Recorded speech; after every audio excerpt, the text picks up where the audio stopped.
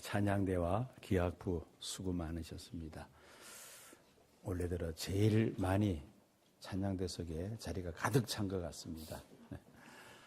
은혜로운 찬양을 감사드립니다. 우리 좌우 앞뒤에 계시는 분들 함께 서로 인사를 좀 먼저 나눠야 되겠습니다. 인사를 어떻게 하시느냐 하면은 성도님을 뵈니까 누구를 뵌 것 같아요? 예수님 뵌 것 같습니다. 자, 이렇게 한번 인사 나눠보시기 바랍니다.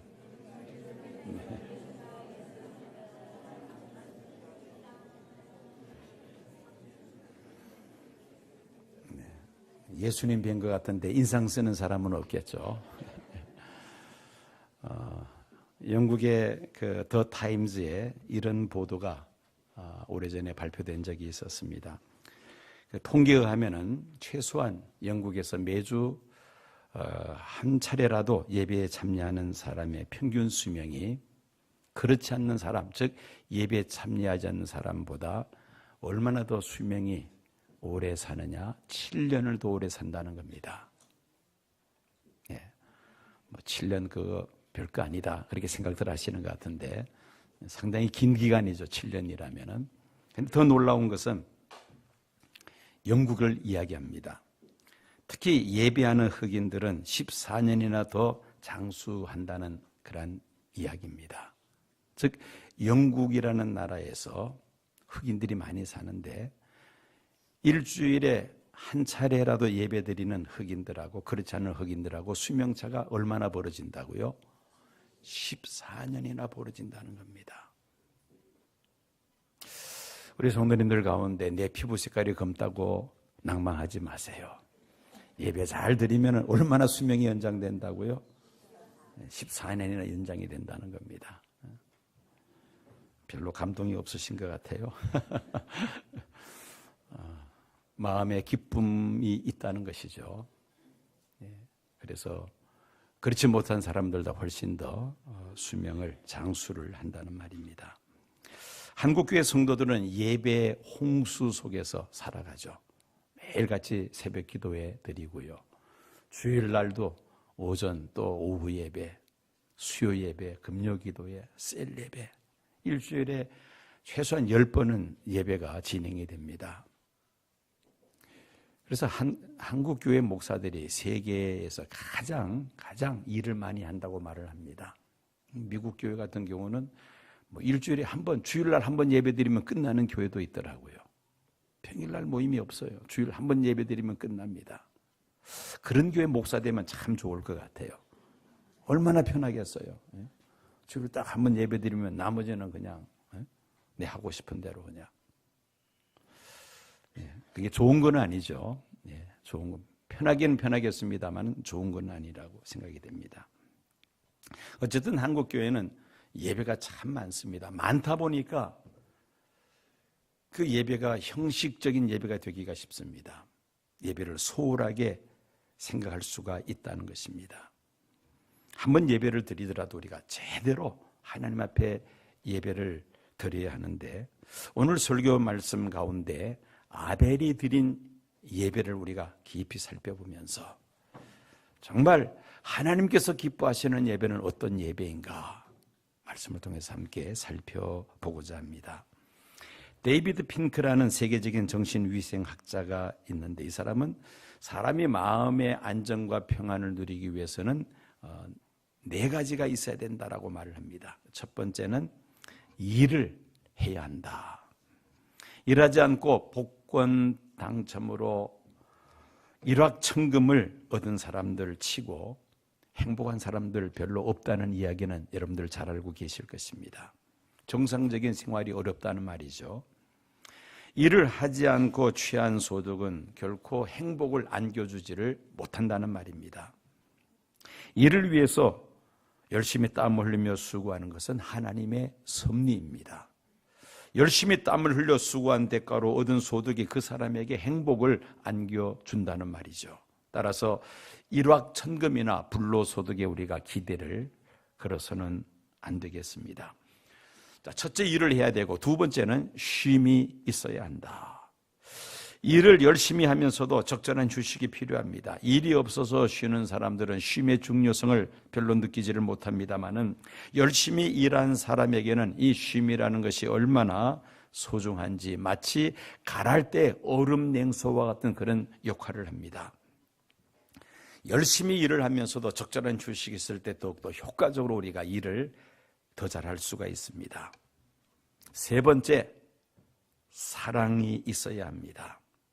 이 사랑이라는 관점에서 우리의 일생을 보면은, 어려서는 부모님으로부터 사랑을 공급받으면서 우리가 자랍니다.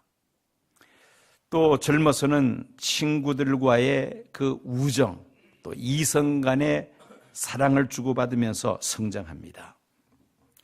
중년에는 부부 간의 사랑, 또 자녀들을 사랑하면서 살아가죠. 그러다가 노년이 되면은 사랑의 대상이 바뀝니다. 사랑의 대상이 어디로 바뀔까요? 없는 사람들은 모릅니다. 그 마음을. 있는 사람들은 압니다. 여기 있는 사람들은 몰라요. 여기 있는 사람들은 알 사람이 있을 것 같아요. 그렇죠. 손주로 사랑이 또 바뀝니다. 사랑의 대상이 이렇게 바뀐다는 것이죠. 어쨌든 사랑하는 사람들과 어울려 살 때 마음의 안정과 평안을 얻게 된다는 것입니다. 그리고 마지막 넷째로 예배를 드려야 합니다. 특히 이 예배는 다른 세 가지, 즉 일과 쉼과 사랑 가운데 가장 기본이 되는 핵심이 바로 예배이죠. 하나님께 예배를 드리면서 일과 쉼과 사랑이 합쳐져서 안정과 평안을 우리가 누릴 수 있다는 말입니다. 칼 바르트는 그리스도인이 하나님께 경배하는 것은 인간 생활에서 일어날 수 있는 가장 중대하고 가장 시급하고 가장 영광스러운 행위다라고 말을 했습니다. 세상 삶에서 우리가 해야 될 일들이 많이 있습니다만 예배처럼 가장 중요하고 가장 시급한 일이 없다는 사실을 우리가 알아야 합니다. 우선순위를 어디에 둘 것인가를 우리가 분명하게 해야 한다는 말입니다. 오늘 본문인 창세기 4장을 보니까 인류의 시조인 아담과 하와에게 스라의 두 아들이 있었습니다. 누구와 누구였습니까? 가인과 아벨이 있었습니다. 가인은 직업이 무엇이었습니까? 농사 짓는 일이었죠. 아벨은 직업이 무엇이었습니까? 양을 치는 목동이었습니다. 둘 다 하나님 앞에 예배를 드리는데 가인은 무엇으로 예배를 드렸어요? 곡식으로 예배를 드렸고 아벨은 양의 첫 새끼로 하나님 앞에 예배를 드렸습니다. 자, 그런데 오늘 본문 말씀을 우리가 관심을 기울여야 될 것은 하나님은 아벨과 그 예물은 받으셨는데 그 가인과 그 예물은 받지 아니하셨다는 것입니다. 둘 다 하나님 앞에 예배를 드렸는데 어떤 예배는 하나님이 받지 아니하시고 어떤 예배는 하나님이 받으셨다는 것입니다. 우리가 관심을 기울여야 될 것은 하나님께서 받지 않는 예배도 있다는 사실입니다. 우리가 예배를 드린다 해서 다 하나님이 받으시는 것이 아니라 받지 아니하시는 예배도 있고 받는 예배도 있다는 것입니다. 창세기 4장 3절에서 5절까지 말씀 보면은 세월이 지난 후에 가인은 땅의 소산으로 제물을 삼아 여호와께 드렸고 아벨은 자기도 양의 첫 새끼와 그 기름으로 드렸더니 여호와께서 아벨과 그의 제물은 받으셨으나 가인과 그의 제물은 받지 아니하신지라. 아벨의 믿음에 대하여 성경은 아벨이 하나님께 예배를 드릴 때 드린 예물과 그 결과만 성경에 기록되어 있습니다. 아벨의 일생에 여러 가지 많은 일들을 했겠습니다마는 그러나 성경에 기록된 것은 오직 한 가지밖에 없습니다. 아벨이 하나님 앞에 예배를 드리면서 드린 예물. 우리가 세상에 사는 동안에 이런저런 일들을 많이 하지만 어느 순간 어느 한 사건이 우리 일생을 요약할 만한 중요한 사건이 될 수 있습니다. 아벨이 하나님께 예배드리면서 양의 첫 새끼를 예물로 드리는 이 사건은 아벨 일생의 작은 사건임에 불과했겠지만, 그러나 이 사건이 성경에 기록된 것은 사실 그 한 사건 속에서 아벨의 믿음을 엿볼 수 있다는 것입니다. 평소에 아벨의 믿음이 반영이 되어 있다는 것입니다. 히브리서 11장 4절 보면은 믿음으로 아벨은 가인보다 더 나은 제사를 하나님께 드림으로 의로운 자라 하시는 증거를 얻었으니 하나님이 그 예물에 대하여 증언하심이라. 그가 죽었으나 그 믿음으로서 지금도 말하느니라. 하나님께서 아벨의 예배와 예물만 받으시는 이유가 무엇입니까? 아벨은 믿음으로 하나님 앞에 예배를 드리면서 또한 예물을 드렸다는 것입니다. 그러나 가인은 하나님 앞에 예배를 드릴 때에 믿음으로 드리지 아니하고 자기 멋대로, 자기 식대로 그렇게 예배를 드렸다는 것이죠. 하나님께 예배를 드리면서 우리가 믿음으로 하느냐 아니면 내 마음대로 하느냐 매우 중요합니다. 우리는 한 주일에도 많은 예배를 드리면서 신앙생활을 하고 있습니다만 중요한 것은 하나님께서 받으심직한, 하나님께서 기뻐하시는 예배가 되어야 되겠다는 것입니다. 하나님께 예배를 드리면서 드리는 이 예물은 예배 중에 아주 중요한 많은 큰 비중을 차지하고 있습니다. 마음만 드리면 되지 않느냐 그렇게 말씀하시는 분들이 있는데 그렇지 않습니다. 하나님은 각자의 형편에 따라 적당한 예물을 하나님은 원하고 계시는 것입니다. 왜냐하면 그 예물에는 그 사람의 무엇이 깃들어 있기 때문입니까? 마음이 깃들어 있기 때문이죠. 내 재물이 있는 곳에 내 마음이 있느니라 예수님께서 말씀하셨습니다. 그렇지만 없어서 드리지 못할 경우 이건 어쩔 수 없는 것이죠. 하나님께서 더 잘 알고 계십니다. 그러니 없어서 드리지 못할 경우에 죄책감을 가진다거나 괴로워할 필요는 없습니다. 만약에 그런 죄책감 때문에 예배를 드리지 않는다면 하나님께서 더욱 안타까워 하실 것입니다. 우리가 하나님 앞에 예배를 드릴 때 예물을 드리는데 어떤 예물을 어떻게 드릴 것인가, 이것이 매우 중요한 과제입니다. 아벨의 믿음으로 드린 예물에 대하여 우리는 두 가지 측면에서 생각해 볼 수가 있습니다. 첫째는 아벨이 드린 예물은 정성된 예물이었다는 것입니다. 아벨이 하나님께 드린 예물이 무엇이었죠? 양의 첫 새끼였습니다. 첫 열매를 드린다는 것은 그 열매를 거두게 하신 분이 하나님이시라는 신앙 고백과 함께 모든 것이 다 하나님께로부터 온 것이라는 신앙 고백이 그 속에 포함이 되어 있습니다. 여러분, 가끔 우리 청년들 가운데 고등학교를 졸업하고 취업하는 청년들, 또 대학을 졸업하고 취업하는 청년들 가운데 직장 생활하면서 사회에 진출해서 첫 번째로 받은 그 월급을 고스란히 하나님 앞에 드리는 그런 경우를 가끔씩 봅니다. 참 귀한 믿음이라고 생각이 됩니다. 얼마나 소중합니까? 사회 진출해서 처음으로 받는 월급인데 얼마나 하고 싶은 일이 많겠어요. 그런데 그 첫 월급을 하나님 앞에 고스란히 드린다, 첫 예물을 드린다는 것은 굉장한 의미가 포함되어 있습니다. 모든 것이 하나님께로부터 온 것입니다. 바로 그 신앙 고백이죠. 열매를 거두게 하신 분이 하나님이시라는 그런 고백입니다. 사람의 마음을 꿰뚫어 보시는 하나님은 예물을 드리는 그 성도들의 마음 중심을 보십니다. 그 정성을 보신다는 것입니다. 사람들에게 보이기 위한 형식적인 예물이냐 아니면 정성을 모아드린 예물이냐는 것입니다. 예수님께서 어느 날 예루살렘 성전에서 부자들이 헌금하는 모습과 가난한 과부가 헌금하는 모습을 열심히 관찰을 하시면서 제자들에게 하신 말씀이 있습니다. 부자들은 보라는 듯이 그 헌금궤에다가 금화를 떨어뜨립니다. 반면에 이 한 가난한 과부는 2렙돈 동전을 그 헌금기 안에 넣습니다. 벌써 떨어지는 소리 자체가 다르죠. 예수님께서 말씀하십니다. 이 가난한 과부가 다른 모든 사람보다 많이 넣었도다. 저들은 그 풍족한 중에서 헌금을 넣었거니와 이 과부는 그 가난한 중에서 자기가 가지고 있는 생활비 전부를 넣었느니라. 이 과부는 2렙돈을 넣었다고 성경에 기록합니다.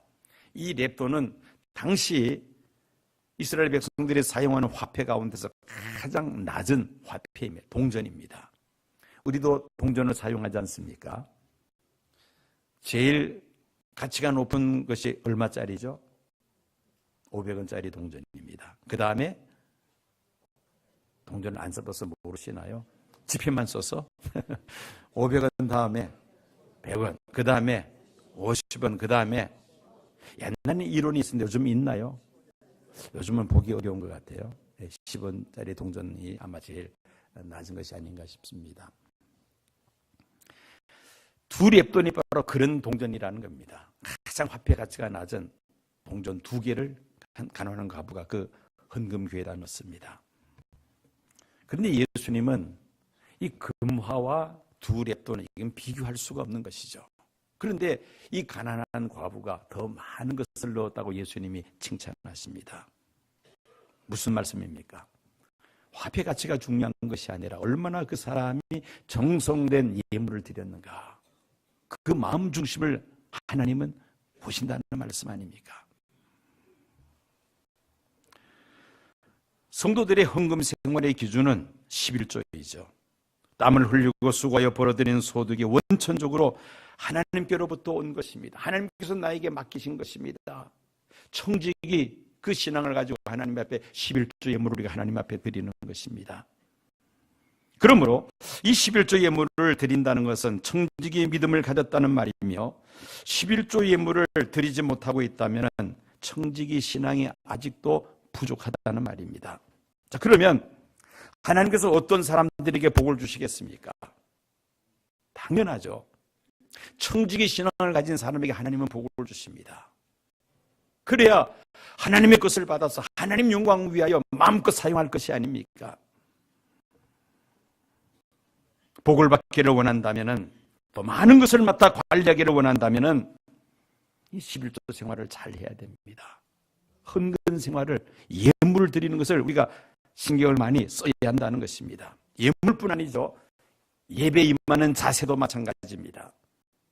마음과 정성이 없는 형식적인 예배를 하나님께서는 원치 아니하십니다. 아무 준비도 없이 무성의하게 드리는 예배, 하나님께서 기뻐하지 아니하신다는 것입니다. 그러므로 우리는 예배에 참석할 때 신경을 많이 써야 합니다. 예배 시간에 좀 일찍 나와서 마음으로 준비해야 합니다.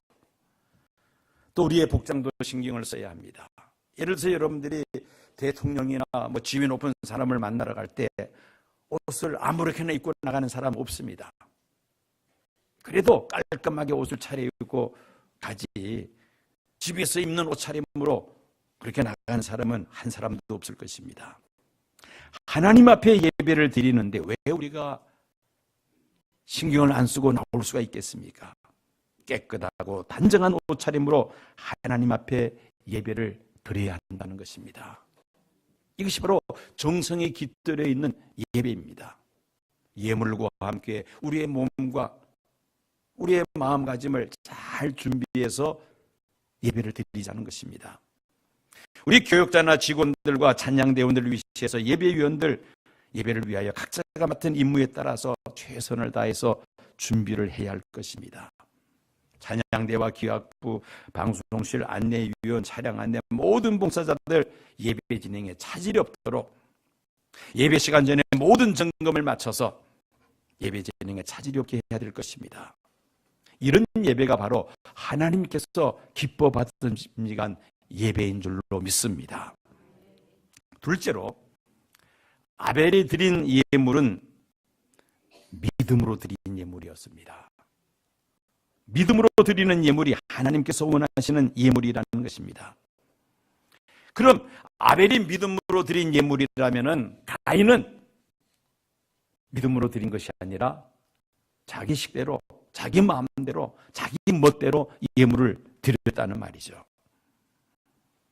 이미 가인과 아벨은 부모인 아담과 하와를 통하여 하나님 앞에 예배를 드릴 때에 어떻게 예배를 드려야 되고 어떤 예물을 드려야 되는지를 이미 익히 잘 알고 있었을 것입니다. 여러분, 아담과 하와는 하나님 앞에 예배 드릴 때 어떻게 예배를 드렸을까요? 성경에 그런 내용이 있습니까? 없습니까? 아담과 하와 예배 드릴 때 어떻게 드렸다는 내용이 있습니까? 없습니까? 없습니다. 그렇지만 우리가 추정할 수 있는 성경 구절들은 많이 있습니다. 창세기 3장 27절 말씀에 의하면 하나님의 말씀을 불순종하고 죄를 지은 아담과 하와가 무화과나무 잎사귀로 자기들의 부끄러운 것을 가립니다. 그런데 하나님께서 그 무화과나무 잎사귀를 제하시고 가죽옷을 입혀서 그들의 부끄러운 것을 가려주십니다. 아담과 하와에게 부끄러운 것을 가리기 위해 가죽옷을 입히려면 짐승을 희생시켜야만 하죠. 아담과 하와의 죄 문제를 해결하기 위해서 짐승을 희생시켰다는 말씀입니다. 가죽옷을 입힌 것은 인류 최초로 에덴 동산에서 이루어진 희생 제사가 있었다는 것을 우리가 충분히 생각해 볼 수가 있습니다. 즉 희생 제물을 예물로 드리는 것이 바로 아담과 하와가 드렸던 예배의 예물이었다는 겁니다. 히브리서 기자는 11장 4절에서 아벨이 하나님께로부터 의로운 자라는 증거를 받았는데 그 예물이 증거라고 말씀하고 있죠. 창세기 4장 4절에 아벨이 드린 예물은 양의 첫 새끼였는데 양의 첫 새끼가 바로 하나님께 믿음으로 드린 예물이었다는 것입니다. 죄인인 인간이 거룩하신 하나님께 죄가 없는 짐승을 희생제물로 하나님 앞에 바침으로 죄의 용서함을 받고 하나님과 화목하게 되었습니다. 아벨이 드린 예배는 죄 사함이 있고 하나님께로부터 의롭다 하심을 받을 수 있는 예배였습니다. 그런데 가인의 예배는 그렇지를 못했습니다.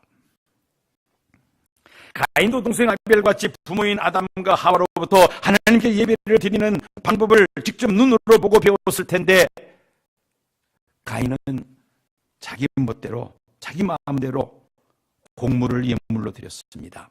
하나님은 그 예배와 예물을 받지 아니하셨습니다. 왜? 자기 식대로 예배를 드렸기 때문입니다. 이로 인하여 가인은 동생 아벨을 시기하고 미워하여 쳐 죽이고 말았습니다. 인류 최초의 살인 사건이었죠. 성경은 양의 첫 새끼를 예물로 드린 아벨을 의인이라고 부르며 가인은 악한 자에게 속한 자라고 말씀합니다. 결국 하나님께서 원하시는 예배는 형식적이고 정성이 없는 예배, 자기 멋대로 드리는 예배가 아니라 마음과 정성이 깃들어 있는 예배, 믿음으로 드리는 예배로 예수님의 보혈의 피가 흐르는 예배를 하나님은 원하신다는 말씀입니다. 구약시대 하나님 앞에 예배를 드릴 때는 희생 제물을 예물로 드렸습니다. 아무런 죄가 없는 그 어린 양, 또 아니면 염소, 비둘기, 이런 짐승을 제물로 바칠 때에 그 제물을 가지고 온 사람은 어떤 마음을 갖습니까? 내 죄값으로 내가 죽어야 하는데 죄가 없는 이 짐승이 날 대신하여 피 흘려 죽는구나. 하나님, 내 죄를 용서하시고 다시는 죄짓지 않게 해주십시오. 이 짐승의 피로 내 죄를 용서해 주심을 감사합니다. 그러면서 하나님과의 관계가 화목하게 되었다는 것입니다. 이 예배가 바로 하나님께서 기뻐하시는 예배요. 이것이 바로 믿음으로 드리는 예배라는 것입니다. 우리가 하나님께 예배드리기 위해서는 피 흘림의 제사가 필요합니다. 이 피 흘림이라는 영어로 블리딩이라고 합니다. 축복이라는 단어는 블레싱입니다. 블리딩, 피 흘림과 블레싱, 축복은 어원이 같습니다. 희생 짐승의 피를 흘림으로 블리딩을 통해서 죄 사함의 축복, 블레싱이 주어진다는 것이죠. 이것이 바로 구약시대 예배의 전통입니다. 마침내 죄가 없으신 하나님의 아들 예수 그리스도께서 세상 죄를 지고 가는 어린 양이 되셔서 십자가에 피 흘려 돌아가심으로 인하여 우리 모든 사람들의 죄를 대속하시고 누구든지 회개하고 예수 그리스도를 믿으면 예수님의 피 뿌림으로 죄 사함을 받고 하나님의 관계가 회복될 줄로 믿습니다. 이것이 바로 신약시대 예배 아닙니까?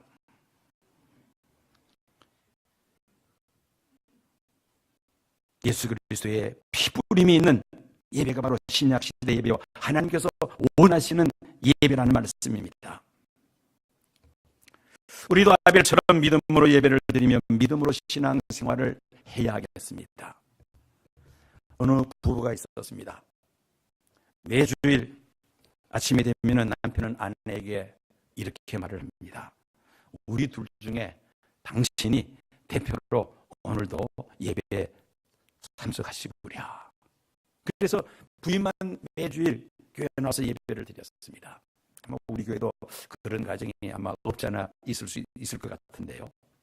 그러다가 이제 어느 날 이 남편이 잠을 자다가 꿈을 꿨습니다. 자기 아내와 함께 죽어서 천국 문 앞에 서 있는데, 그런데 문지기가 묻습니다. 당신들 부부 맞습니까? 그때는 고개를 끄덕이면서 부부 맞습니다 대답을 했습니다. 그때 문지기가 이렇게 말을 하더라는 겁니다.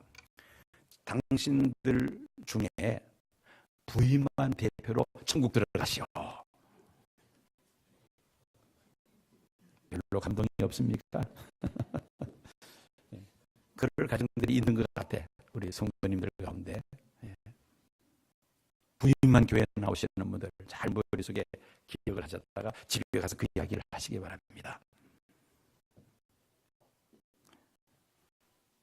우리는 아벨과 같이 마음과 정성으로 예배를 드릴 뿐만 아니라 믿음으로 예배를 드려야 합니다. 그런데 서울에 갈수록 그 일이 많아지고 바빠지고 그러다 보니까 주일을 성수하는 그 횟수가 자꾸 떨어집니다. 믿음으로 예배를 드리는 횟수가 자꾸 줄어듭니다. 이것이 바로 오늘 우리 신앙생활의 문제라는 것이죠. 우리나라 여자 바둑 기사로서 최고 단수가 조혜연 구단입니다. 근데 이 사람이 또 유명한 또 그 이야기들이 있습니다. 뭐냐면은 주일은 절대 바둑돌을 잡지 않는다는 겁니다. 우리나라 최고의 바둑 여기사인데 주일날은 바둑알을 잡지 않는다는 겁니다. 실제로 주일 성수 때문에 14년 전 마스터즈 대회 결승에 진출했을 때에 결승까지 올라갔는데 주일날 대국이 있다 해서 기권해버리고 말았습니다. 2010년 11월에 열렸던 광저우 아시안게임에서 금메달 유망주로 국가대표로 선발된 이 조혜연 구단은 단체전에는 참여하지만은 남녀 혼성 경기와 개인 경기는 참석하지 않습니다. 왜? 주일날 경기가 있었기 때문입니다. 어느 기자가 이 조 기사에게 전화를 했습니다. 일요일날 새벽에 예배드리고 그리고 가서 경기를 하면 되지 않습니까? 또 한 주 좀 쉰다 해서 뭐 큰 문제가 됩니까? 했더니만은 이 조혜연 씨는 그거는 절대 안 된다고 단호하게 대답을 했다는 겁니다. 그러면서 많은 사람들이 이 사람을 비방합니다. 당신은 성경을 오해하고 있는 이단이 아니냐, 조혜연을 바둑계에서 제명시켜라, 뭐 이런 이야기들이 나올 정도로 아주 비난이 많았다는 것입니다. 그렇지만은 타협하지 않습니다. 이분이 쓴 간증을 제가 읽어봤어요. 그런 이야기가 있더라고요. 내가 주일 바둑돌을 잡지 않는 데서 내가 결국 다른 사람들보다 깨끗하거나 다른 사람들보다 정말 내가 신앙생활을 잘한다는 말은 절대 아닙니다. 나는 누구보다도 더 내 마음속은 추하고 더럽습니다. 그렇지만은 주일날만은 하루를 온전하게 순전하게 믿음으로 살고 싶다는 겁니다. 이건 그 사람의 신앙 고백이죠. 주일날 새벽 예배 드리고 그리고 나가서 경기 참여했던 그 사람이 지옥 갑니까? 그렇지는 않잖아요. 요즘은 우리 사회가 워낙 지금 다양화되다 보니까 주일날 직장에 출근해야만 하는 그런 성도들이 있습니다.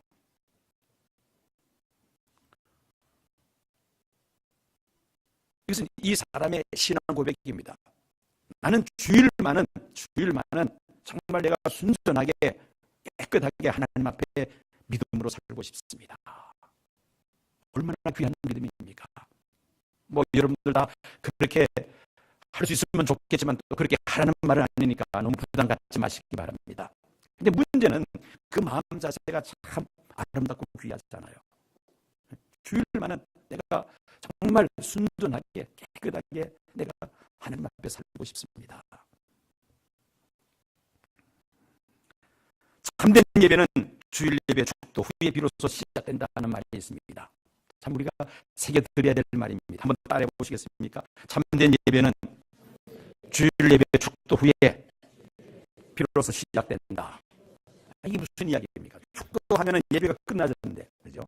축도 예배가 끝났는데 그때부터 예배가 시작된다. 이게 무슨 말입니까? 진짜 예배는 우리의 삶 속에서 이루어져야 된다는 겁니다. 우리의 삶이 예배의 연장이 되어야 된다는 것이죠. 축도로서 예배가 끝났기 때문에 이제는 예배는 끝났고 그 다음에 내 마음대로 산다. 그게 아니라는 말이죠.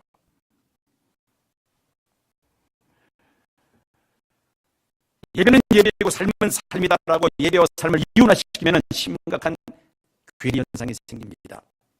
건강한 신앙인이 될 수 없습니다. 예배와 신앙생활은 내 마음대로 내 식대로 하는 것이 아닙니다. 내 편한 대로 하는 것도 아닙니다. 특별히 하나님께서 기뻐하시는 예배, 오늘 아벨의 예배를 통해서 우리가 확인했습니다. 첫째는 정성이 있는 예배, 정성이 있는 예배, 정성된 예배, 준비된 예배. 두 번째는 하나님의 말씀대로 드리는 예배, 예수님의 피가 흐르는 예배, 보혈이 흐르는 예배. 그러면서 하나님께서 말씀하신 대로 예물을 드리면서 드리는 예배. 이 예배가 바로 하나님께서 기뻐하시는 예배라는 것입니다. 3주 연속해서 예배에 대해서 제가 설교를 했습니다. 예배야말로 우리가 해야 하는, 성도들이 하는 가장 중요한 것이 바로 예배입니다. 이 예배를 잘 드리면요, 여러분들 정말 행복한 신앙생활을 할 수가 있고, 또 하나님께서 여러분들에게 이 예배를 통하여 복을 주실 줄로 믿습니다. 형식적인 그런 예배 말고요, 다른 사람들에게 보이기 위한 예배 말고 정말 하나님 앞에서 정성을 다하여, 그리고 하나님 말씀대로 하나님 앞에 예배를 드릴 때 하나님께서 놀라운 은혜와 복을 내려주실 줄로 믿습니다. 말씀을 기억하시면서 함께